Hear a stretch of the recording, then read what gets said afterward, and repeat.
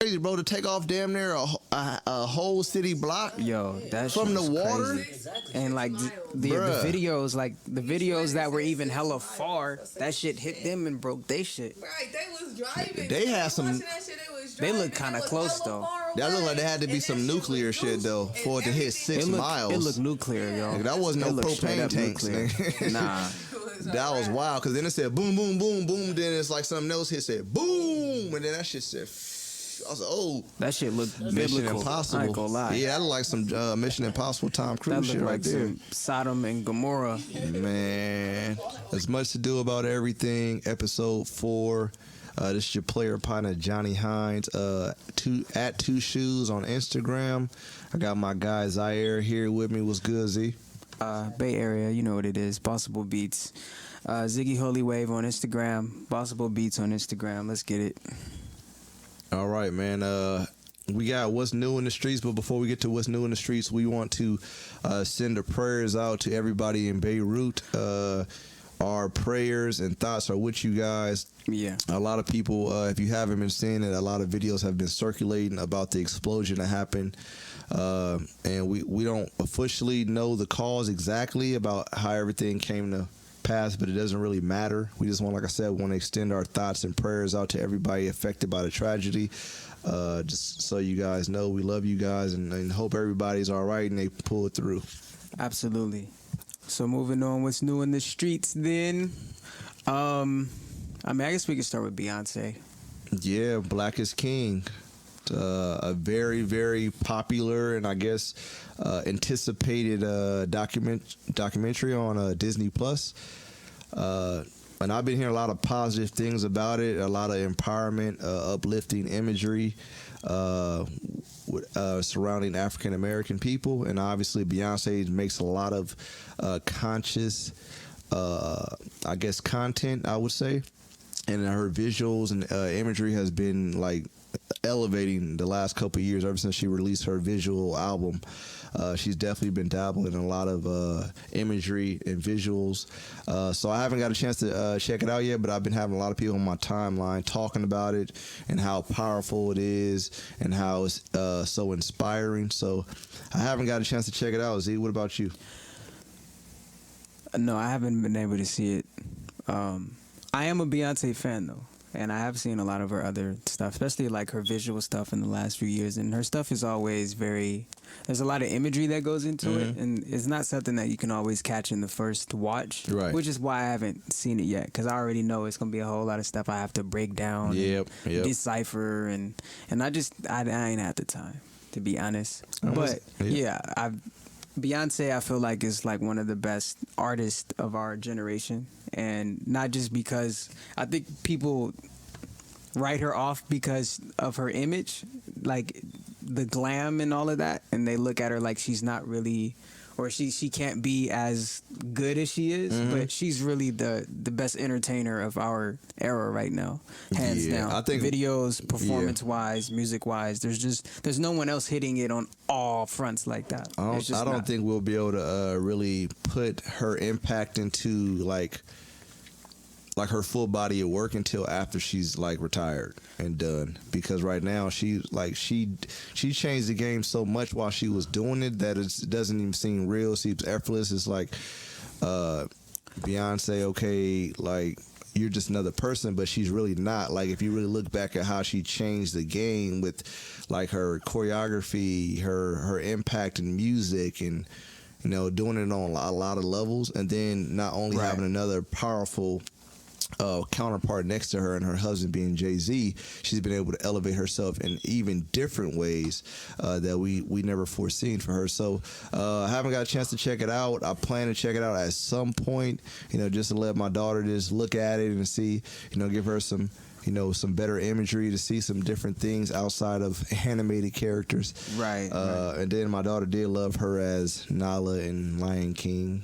So that was also that was a win for her as well. Dope. So shout out to Beyonce, and continue to put out positive content for our people. Yeah, I think it's very important that she's using a lot of African imagery in this one. I think for me, for somebody like me, and I think a lot of other people, I think that's something that's big. We've never really seen somebody of artist of her magnitude put Afrocentric themes on that type of level. Right. So I respect it. Yeah, and it's not yeah. February, so it's not Black History Month, so she's definitely doing it Right. on her own accord right now. Right. So moving on. So we have a bunch of news right now. Obviously, it's hard to turn on your TV these days without seeing the orange-faced president, Trump. So there's a lot of news out there right now of him talking about delaying election, pushing it back, because they know that we won't be able to get the outcome that he will want for his votes because of the COVID-19 going on right now. So there's been a lot of news and a lot of speculation out there about them pushing it back. Obviously, he has the power to do that, and his Congress and people in the office have the opportunity to push that back. But I think he understands that he wants to give everyone an opportunity to vote. I actually think this works against him. If by him delaying it and pushing it back, that it's going to give more people opportunity to get registered to vote against him. See, that's crazy. I didn't even consider that, because I was already just thinking about in the last election how they had these strange practices when it came to like the ballots and the voting places. People didn't know. People were told last minute where they were to vote, or Right. they limited the amount of people that can vote at once. So these lines end up very, very long. So not everybody's able to vote, etc. So I looked at this as kind of another one of those shenanigans that we've those seen, ploys, like voter suppression, really. And it's something that's been going on since blacks have been fighting for the right to vote. Right. I just felt like it was another form. But There's a you lot of these saying different strategic actually antics. him delaying it might actually get more and more people registered and more and more people actually able to vote. What I can say is I hope so. What I can say is that I hope so, and I hope that people are really, really taking this stuff serious. These politicians, etc., are going all of these loops and bounds just so that you don't vote. And so you really need to look at that and look at the value that you have if you actually vote and you take up your role and your right as an American citizen. It's up to you, and I know a lot of people feel like it doesn't matter, but it does, or else they wouldn't be trying to do all of this. They wouldn't be trying to do any of this if your actual voting didn't actually have an impact.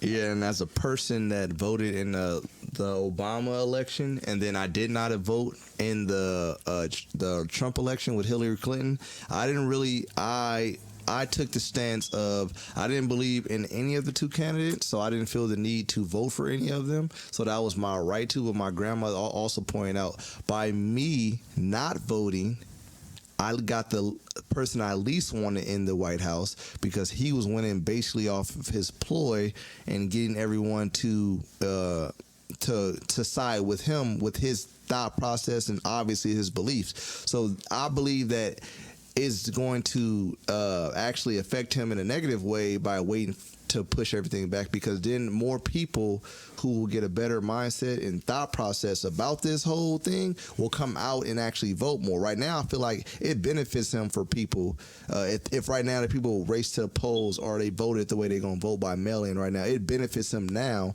in order for him to win again for a second presidency term.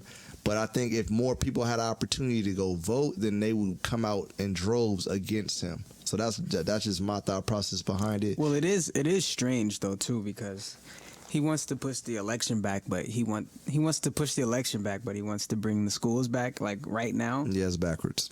And it just I just don't see how, especially if we don't really have a long-term solution when it comes to this COVID thing. And he wants to already fill the schools back up with children who can then either get infected or bring it back to their loved ones, right, etc. And it's not going to go away if that happens. Not at all. And like I said, he's been obviously not taking the advice of the experts and specialists around him, because at one point he wanted to open the economy back up Easter. and then obviously he realized Yeah, I that remember wasn't a situation. It wasn't possible. And then yeah. also he's also on camera all the time traveling and meeting people without a mask on. So it's like you can't tell people to put on a mask and travel here, travel there, because we're having more mandates from our local and state government more so than our federal government. And they're supposed to be the ones that's relieving and providing the funds and the support and resources for us, and we're not getting that. So I'm seeing Governor Newsom and Mayor Breed online more than I'm seeing him online. And if he's coming online, he's not telling us anything positive outside of some numbers. Nothing encouraging about. No, not at all. And that's my whole thing. I'm not gonna get into it about why I don't really care for Trump, but that was my biggest thing for him. He doesn't provide hope for his nation, and I believe as the leader of the free world, you should definitely be a beacon of hope and light, and he is not. It's really that your simple job. for me. Yeah. Yep. So moving on, man, we definitely have some more news in the sense of music. We have Cardi B and Meg Thee Stallion coming out with a song, potentially an album in the future. So for all the hot girls all over the place, I know you guys are going to be very excited about that collab. Z, as a person that's in music, what do you think about those two superstars collabing on a song or an album together? I think it's interesting right now because we haven't really heard anything new from Cardi in the last, I don't know, like 4 or 5 months. Yeah. Or for most of the year, we haven't really heard much new from Cardi. So I'm interested in hearing what she's going to do, especially following her last run that she had. That was pretty crazy. Yeah, she had a really big run over the last like 2-3 years. Meg, obviously, she came up 2019. So she's one of the hottest right now. And then we have the Tory Lanez situation. And we haven't really heard Meg speak much. We've heard her speak on Instagram a little bit, but we haven't really heard any more details about it. So I think this is kind of for Meg is probably just her getting back on schedule of things and getting back into why we mess with Meg, and that's making good music. And I think for Cardi, she's really just getting back from vacation, it seemed like. Basically. And the two hottest female rappers right now in the game. Hopefully it's dope. Hopefully it's not the hype of it and the song that's delivered doesn't live up to it. Honestly, I don't think, want to be disappointed. I doubt that the song they put out not gonna be fire. Like with the beats they have and the way they rapping style, I think they'll make a hit for sure. And it'll be getting played on the radio for sure. I think it'll be. And because, like you said, it's not even a doubt about it right now that Meg Thee Stallion is the hottest female rapper in the game right now. Off of her little stretch. That's why you can. Just like you can argue right now that the two hottest rappers in the game right now that's just like nonstop getting played is probably Lil Baby and DaBaby. They're just constantly putting out more content than most people right now. But I feel like even right now, Lil Baby is more so like... I feel like right now, Lil Baby got just the juice, barely. He do got it though, but it can literally, but it goes back and forth. Can literally shift right now if the light skinned assassin come out with an album right now. Who's the light skinned assassin? Oh, Do Right, Kill Everything. Okay. Drake. All right, I just have to make sure we're talking. We gotta be real. We know who the light skinned assassin is in the NBA, but we know who he is in the rap game. I don't compare that the same because Drake has already been out of here anyway. I'm saying right now, his song, that pop style, that pop star in that Grease, like when that play, everybody listen to it. But when they're talking about like Life is Good, I'm still slapping Life is Good. But that's because his music he makes, it's like, bro, like it's like on the cover Brother, bro, when everybody kept drinking that the damn beer and everybody kept being addicted to it. It's like when you hear Dre shit. Black Dynamite. Yeah. Well, Black Dynamite. Like you hear it. What was it on Undercover Brother? It was Chicken. Was it the Chicken? Yeah, it was the Chicken. Okay. okay, the chicken and undercover brother, and it was alcohol and like dynamite. But it's like when you hear Drake, you like that song is hella actually kind of weak, and then you listen to it, and then you listen to it, and you're like, damn, this motherfucker did it again. It's like that Tootsie Slide. It's like, bruh, this shit is weak, but it served its purpose.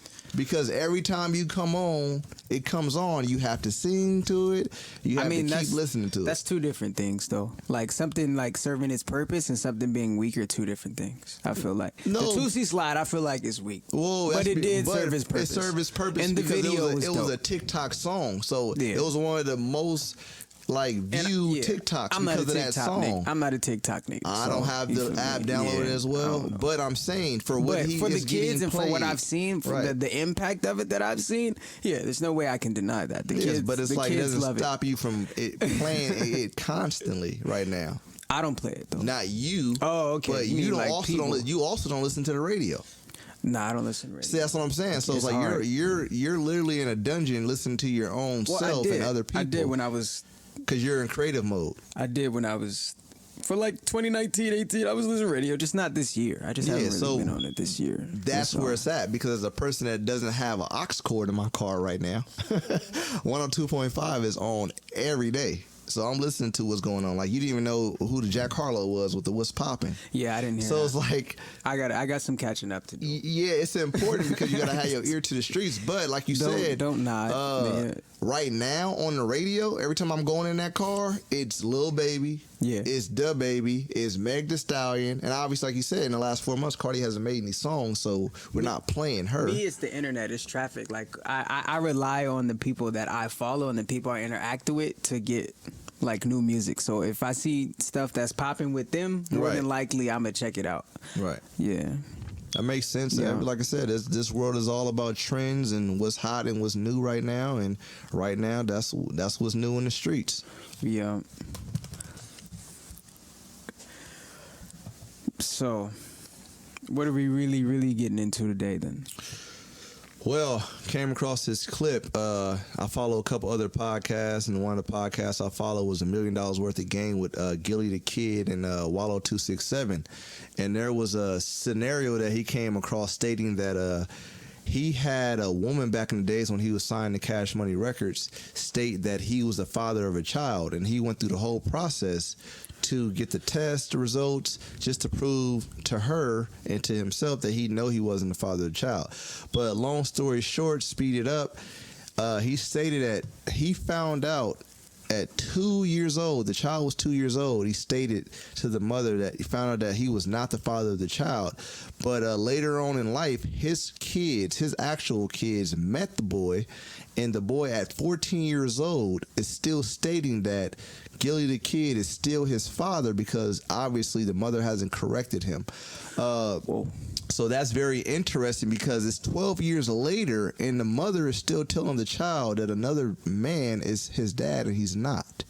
So Z, boy. We hear a lot of situations about deadbeat dads all the time and how we don't step up as men and take care of our responsibility. I personally take this to heart because as a father myself, I couldn't imagine my life without my daughter, and I take a lot of pride in being a father and a good person and man to my daughter. So I really I felt some type of way when I heard this because there's always the double standard when it comes to deadbeat dads to bitter baby mamas. So Z, when I just explained to you about this clip, what are your thoughts on it, and why do you think that women do this? Well, one, that's insane. Yes. That you would know at 2 years old your son isn't this man that you say is, like that's not his child. And for this kid to be, 14 now? 14. And for you to have not taken time to explain that. Mm-hmm. Actually, at 2 years old, he doesn't know who his father is. He's not even able to say, he's not even able to say Dada almost, really. You know what I mean? Right. He's definitely not going to remember what male was around at 2 years old. Right. So this is obviously something that was said to him once he got a little bit older or a little bit more coherent, once the child is able to actually remember things and have conversation. Yep. I think there is a crazy double standard in that sense. You would say that that's bitter baby mom behavior. Before I go in, I would say that it's a piece of bitter baby mama behavior because she's probably still bitter at the fact that she doesn't have Gilly the kid in her life as a partner or as the father of her son because his actual father was absent. Right. So she probably wanted a good dude like him to be the father of his child, but then that just sends a false pretense that Gilly's not stepping up taking care of his own kids when in fact it's not his kid to take care of. So that sent out a bad thing because he also went on to say that some people close to him came to him like, bro, I heard you got another kid and you're not taking care of it. Like what you mean? Like you're really out here in the streets lying on me stating that I have another child and I do not. So that's very unfortunate that women can't step up enough to tell the truth and tell their son the absolute truth. Because like you said, at 2 years old, first off, my daughter knew who her dad was at 2 years old, but because I'm in her life every single day.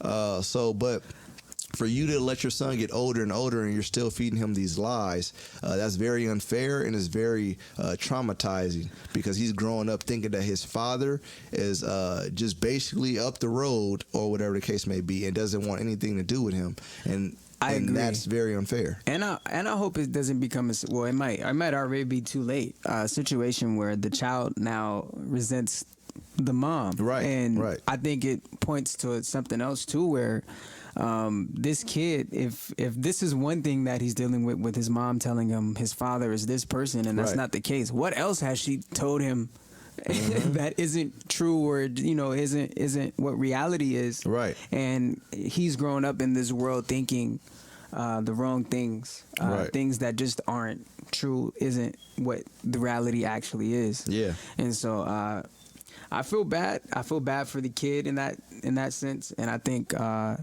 I think it is a double standard because we usually assume that mothers are always the right parent, usually, right. To leave a child with. Obviously, in this situation, maybe she doesn't know who the father is, and she just wanted to just pin it on him because he was someone with of notoriety or right. someone with the name, and right. maybe the real father was out there somewhere, and she just wasn't proud of who he was as a person. That's definitely one way to look at it.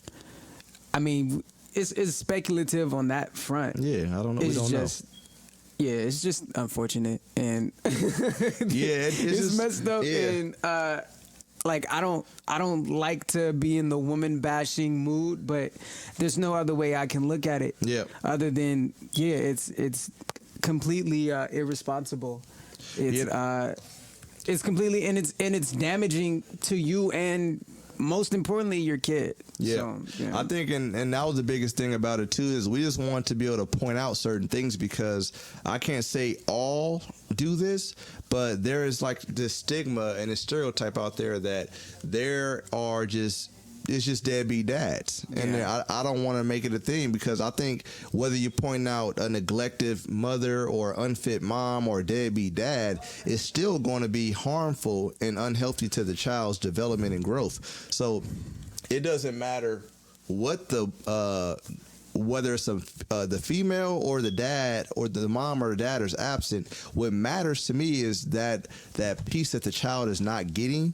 They're not getting the support that they need in their lives, and that's the problem that's more harmful than everything. It's not about playing the blame game about a mother or a father who's absent or not taking care of their business. I just want you to know on both sides, this is a real thing. It's not about I just take I feel some type of way about it as a father because that doesn't relate to me. I'm not a deadbeat father. I know there are deadbeat fathers out there, so let's get that clear as well. I know there's a lot of dads that laid down with a woman and took care of their business, and then when the baby came out, they did not step up and take care of business. So I know that's a thing. I know that's a problem with in society, but I also know there's a lot of mothers who are having kids at young ages who are not stepping up, Right. taking care of their kids, and that's a problem as well. So it's And not that's- about pointing fingers, it's about Yeah. correction. It's about getting better on both sides, because I think a man or a female can be successful without a mom or a dad, but I think there's a higher ratio of men and women being successful in life when they have a two-parent household and it's a healthy relationship, because there's situations where people are staying together but it's still unhealthy. Yeah. So that doesn't benefit you at all as well. It doesn't necessarily mean that having two parents, Doesn't equate to success. right? Yes.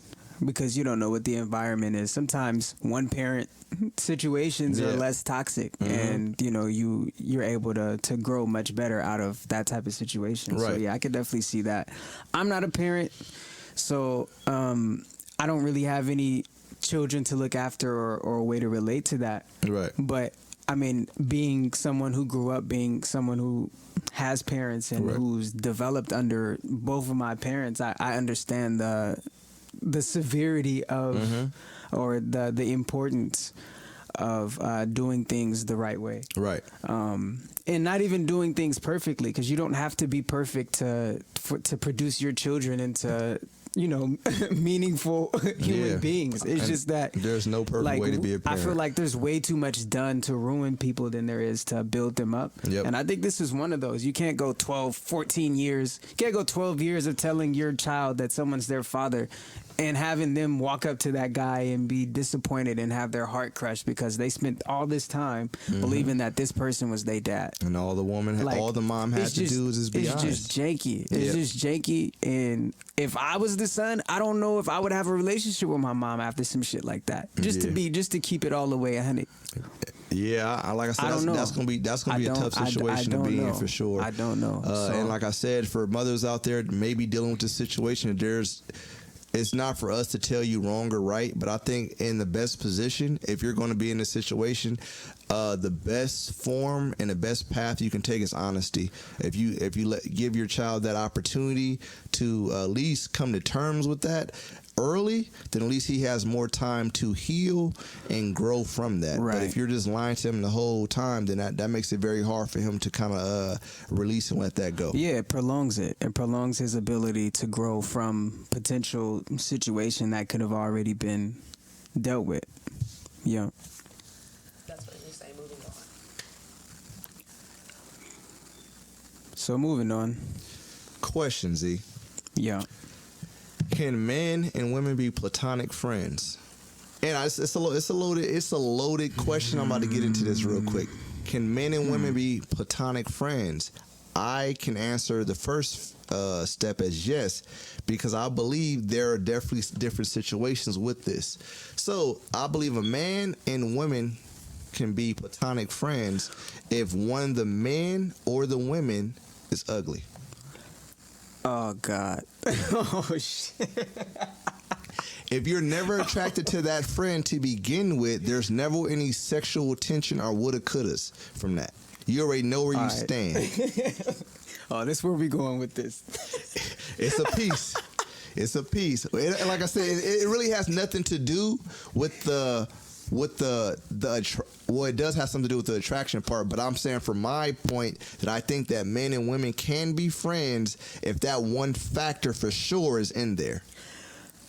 All right. If there's no attraction. If there's no attraction, If there's no attraction. there's no attraction. Can they be friends? I believe yes. But if the man or the woman is attractive, I don't think so. That's what I was gonna ask you. Yes. See, I was gonna ask you, is it platonic if one person likes the other, but they're just being friends so that Well, that's because you got forced They into can that. stick But around. the definition of platonic is intimate and affectionate, but non-sexual friendship or relationship. So it's non-sexual. yeah, I don't know. Real, like from I your would say- I your would- standards of being real, can you personally be friends with a woman who you find attractive and want nothing more? I'm not saying you have to want to be in a relationship with her, but you can't tell me you wouldn't want the buns at some point. I think it depends on time. I feel like you can be friends with someone you deem attractive. Like, Yes. there doesn't necessarily have to be a sexual element Right. to your relationship. Right.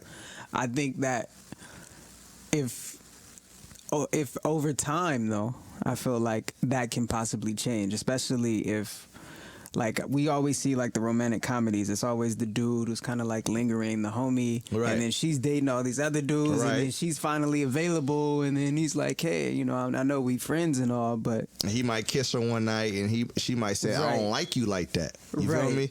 But you still gonna be homies, or you not? But is that, like, at the point that they kiss, that's no longer platonic, is it? No, because he already showed that his true feelings are to be Right. something more. Right. But that can also be a mistake. Y'all could have got drunk that night, and all of a sudden, you feel me? It go down.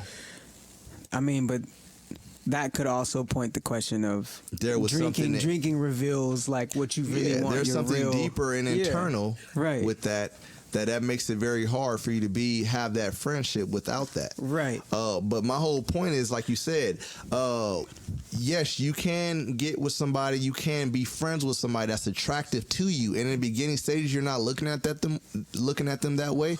But as you get to know that person more intimately, meaning more secrets about them, their flaws, does that make them more attractive to you in the sense of seeing them as a person that you can actually get to know, build with, And mold based with? off of that, I would say yes, platonic relationships are possible between man and woman, because They happen every day. especially if, just because you find a woman attractive doesn't necessarily mean there's something that you are interested in sexually. There could just be something about her overall that just don't really do it for you. You know what I'm saying? Because and that's you just can what want to it still is. have, as a man, from my point of view, you can still want to have sex with a woman without wanting to be with a woman. But that would change the definition of platonic, right? Yeah, but at the end of the day, like I said, it's another question that goes hand in hand with that too. Can you have sex with your friend and still stay friends? Yeah, you can. Yeah, think- but there's I don't. Does it happen often? No. let me clear the air right there. Yes, it's possible. Right. Does it happen on most cases? Hell no. because Hell to we the no. create this false narrative that FWBs exist for real, but it doesn't. That's just you wanting to get your nut off with another person and not have any attachment to them. Right. Yeah, that's For true. people that don't know what I'm talking about, FWB is friends with benefits, which is a term either the woman creates or the man creates so they can have sex and feel not guilty about it and move on to date somebody else better. Okay, I wouldn't go all the way there. I wouldn't go all the way there. It doesn't always have to be to that the better situation. But it's not always that he's- situation. The Yeah. girl or the dude is good enough to have sex with her, but they're not good enough to build a relationship. Why is that? Then what would you call it then? How you gonna have sex with this guy on a Tuesday and then go on a date on a Wednesday? Well, I think that's just one scenario. I don't That's what I think said, it's I don't- one scenario. Yeah. I think that one scenario of friends with benefits works if you're just trying to get some sex in the meantime Mm-hmm. before something that you really really want to pursue comes along. Like, Right. I get that. Sometimes friends with benefits is you actually looking to pursue someone, but them maybe Not sure. right, not sure. And Okay. so you're like, well, instead of me just holding off everything, we might as well just, do our thing and you figure it out. And then once it get figured out, then we go from there. Right. Yeah. So the platonic thing is, I feel personally that can exist, like I said, if there's no physical attraction there. And you don't, look, first off, you can start off with somebody being very good friends with them and there not be any physical attraction there, but their heart or their brain, their thought process, their mindset might make you attracted to them. It's like people say, like, I wasn't really attracted to them as how they looked, but with their personality, I fell in love with their personality. So you can fall in love with a person being platonic friends based off of how they carry themselves. Like you said, it doesn't have to necessarily be a physical attraction. In my experience, most of my platonic, not even most, some of my platonic relationships are women that I actually might have found attractive. Mm-hmm. And then at some point was like, I wouldn't mess with them like that, but Yeah. they're cool. Right. You know what I'm saying? Right. And it was just always that. Like, you know what I mean? My situations didn't go that way. At some point, we homies. Somebody wants We something. cool. At some point, I'm talking to you, and I'm gonna slip something in there late at night during a text. And if I get the right response, I'm pursuing a different way. So my shit was a lot different. And I think that's to this day why I don't have any female friends. And if I do have female friends, their relationship is because they might be my homie wife or my homeboy girlfriend or that case. So I'm not pursuing, of course, because of that. So then as a man, as a single man, you're just looking at everything as a viable option if it's there and you're attracted to it. Yes. Okay. Yes. No, it's just that simple. I understand that. And like I said, if it feel right to me, then I'll rock with it until, like you said, somebody say, you know what, I'm not. You just said, I had friends and I was attracted to them, but it got to a point in time where it's like, I'm not even looking at you at all. That way. I'm not even looking at it. I like can say that, you're pretty. I can say you're beautiful, but I Right. don't have to be attracted to you in the sense of. Like I actually want something I wanna have some sexual sex with yes. you or romantic. Yes. Yeah. And like I said, a younger me, like I said, I'm trying to add to the roster. Younger me. I'm trying to put everything on a roster, my reserve, my six man. I'm trying to make sure that I have options if I want them. But like I said, at this day and age, I'm definitely not in that regards. And I still have some respect for professional relationships with women to this day. So I believe as you get older, it becomes more of a thing that can happen. But as you're younger, I think younger. It's a whole different circumstance. I think younger. There's also a programming. I think like when you're young, like especially as a young man, you're kind of society tells you you're supposed to be a hunter. You're supposed to go out and just get everything you can get. You know what I mean? In my own experience, it just wasn't necessarily. That's never really been my aim in that sense. Like I feel a bit overwhelmed. It sounds overwhelming if I gotta look and go after and try to hit each and everything that I'm attracted to. It just feels like a lot of work. It was fun while it lasted, though. Yeah. So on to lighter news. I wonder what the feedback on that's gonna be like. Anyways, it's gonna be fun. Hey, so once again, we want the feedback, and we want you guys to give us a different perspective, and to the point where give us suggestions, topics, your opinion on it. If it gets enough feedback, we will revisit this conversation. No problem. But there's so many different sides and so many different, I guess you can say, ways and perspectives of looking at this. So we can easily revisit it and we can easily make this a longer segment. But we got a lot of stuff we want to cover in one show. So if you guys feel some type of way about it and you want to hear us talk about it more, please request it and comment on the page. Right. On the topic, and we'll go from there. But and like Z said, in lighter news, we have another very classic versus battle coming up between about this one too. 2 Chainz, Titty Boy, and Rick Ross, the Boss. Tomorrow on Versus TV. So if you guys don't know how to get a hold of that, you can easily go on your Apple iTunes app or whatever and type in Versus TV. It'll come right up. But without further ado, Z-Wee, 2 Chainz versus Rick Ross. Who you got and why? All right. So I'm a bigger Ross fan than a 2 Chainz fan. And I listen to more Ross than 2 Chainz. But I feel like this might be like an ambush. And I keep referencing this because after seeing the Fab Jadakiss battle and feeling like there's no way Fab should have lost that, but he just picked the wrong songs, I feel like Ross could easily fall into that same thing because 2 Chainz has music that resonates with the streets on a certain level, like almost like pretty much on a.